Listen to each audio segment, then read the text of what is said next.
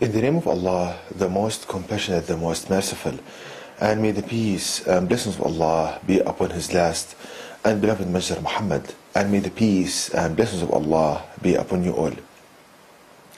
This is the 9th part of a series entitled Discoveries from the Quran. And in this series, brothers and sisters, I show, with the guidance of Allah God Almighty, the superiority of the knowledge of Allah in the last revelation to people of the Quran over the knowledge of people in all branches of knowledge, and how a believer can be a teacher of others by pondering upon the verses of the Quran.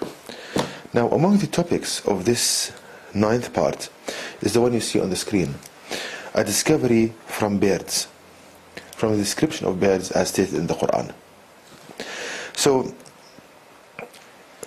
if we ponder upon the description of birds in the Quran, we find it in one of the places we find in chapter 6 verse 38, which reads this translation: "There is not a moving creature on earth, nor a bird that flies with its 2 wings, but are communities like you. Allah God has neglected nothing in the book, then unto their Lord they shall be gathered." So here Allah God Almighty is stating that nor a bird that flies with its 2 wings, but are communities like you. So there is a similarity between birds and the mechanisms Allah installed in birds and us as humans. So you want to discover, explore these similarities and see what great discoveries that Allah teaches us from this. So if we start with the birds, and I will concentrate here on birds' migration. We know that birds, they travel from one place on the earth to another and crossing thousands of miles or thousands of kilometers. And what's interesting that every year they know exactly where to go, exactly. So the question is, what mechanism of mercy that Allah God Almighty installed in the birds such that they can know this? What kind of mercy mechanism that Allah installed in birds?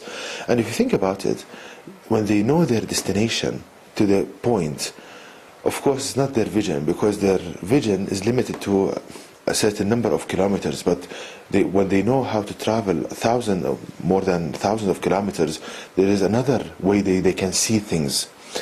And if you think about it, it's like a compass, it's like a magnetic compass. They know how to go like a compass. So we can link this to the magnetic field of the earth. So we learn that birds, they can know their destination by Allah installed in their body organs that they can sense the magnetic field of the earth, and they align themselves with that field as it goes from season to season, and they know their destination. So they can sense. So in other words, the birds, they can see with the magnetic field. They have another kind of vision, not only their eyes, but they see with the magnetic field. So I hope that's clear. Now the question is, since Allah makes a similarity between the birds and ourselves, I'm asking here, does the human body use magnetic field for guidance as well, our body? Do we have other ways of sensing things other than our eyes? The answer is yes, and that's a great discovery from the Quran. How is that? We can learn the answer as well, how our body uses magnetic field for guidance. He sees with the magnetic field, from pondering upon verse number 4 of chapter 75 of the Quran, which reads, "Yes, Allah God is able to put together in perfect order the tips of his fingers." So Allah is telling us that on the day of judgment, Allah is able to reconstruct you even the tips of your fingers. So Allah is drawing our attention to the tips of our fingers. And if we do this, if we ponder upon the tips of our finger, we see that at the end, at the tips of our finger, we have the skin makes certain patterns, as you can see here, certain patterns. And if you think about these patterns, they are very, very similar to the magnetic field lines produced when you have a conductor carrying a current. So when you have a conductor carrying a current like so, it produces a magnetic field lines. And if you think about them, they are very, very similar to how skin is arranged at the tip of your fingers. So we can get information here that there is a magnetic field operating in your body, aligning your skin and your bones. That's a great discovery from the Quran.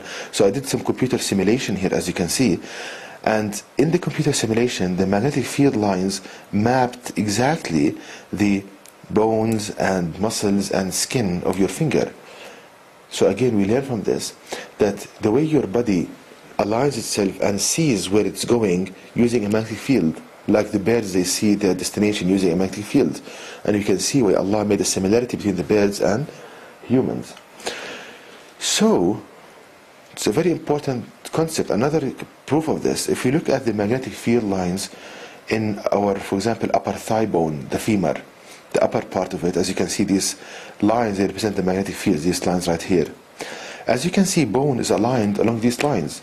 So in other words, as I said, your body knows how to grow following this magnetic field, knows this destination. It's like a framework of magnetic field, and the material, the bone and the muscles, it's aligned on this structure or framework of energy. Okay, so this is a great sign indeed. Now, what practical applications we can learn from this? Knowing that there is a magnetic field in your body, aligning your body. Let's take this example. Now, in biomedical engineering, we have what we call implants. We place, as you can see, metallic screws in bone to attach prosthetic teeth to them. Now, these magnetic kind of implants, this one, for example, from titanium, there is a big question how to know whether the body will accept or reject these implants. What do I mean by acceptance or rejection? Acceptance means that your body will grow in close proximity to the metallic screw, like because in so close proximity, so you have a good contact. Rejection means that your body will not grow around it and will try to shield itself from it. That's rejection. So how to know whether the body will accept or reject something prior to insertion? Because that's very important. Now, knowing from the Quran that there is a magnetic field that aligns the body, so the way your body sees internally using this magnetic field. So the discovery from the Quran is that if you insert a material which is magnetic, meaning it has a strong magnetic field, like a ferromagnetic material, this means that it will interfere with the magnetic field of the body, and this will trigger the body to reject it, to shield it. But if you insert a diamagnetic material, a material which is dead magnetically, it doesn't have that much magnetism inside it, this means that the body will not see it, and this means that it will grow in close proximity to it. Again, the discovery from the Quran is that in your body there is a magnetic field operating. So if you insert something that will not be seen by the body, meaning that it will have a low magnetic parameters, so the body will grow around it because it doesn't see it that much. But if you have a ferromagnetic material, a very kind of material with highest magnetic properties, the body will see it, and thus it will reject it, try to move away from it. So I did an experiment here to prove this. And here's the experiment. As you can see, on the left, we have titanium implant. This shiny kind of metal is titanium. Titanium is a diamagnetic material.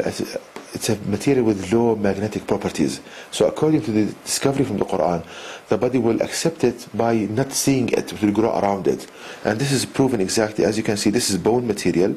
It grows in very close proximity to the titanium implant, because basically the body doesn't see it. Now, if we put iron, steel implants, iron is a ferromagnetic material. So the body will see it and will not grow around it, to try to reject it. And as you can see, this is a steel or iron screw, and you see there is no bony growth around it. So it was rejected. So this is an experiment that shows that there is a magnetic field in the body, and this is a great discovery in biocompatibility, knowing how the body accepts or rejects a certain material, and it opens doors so many things.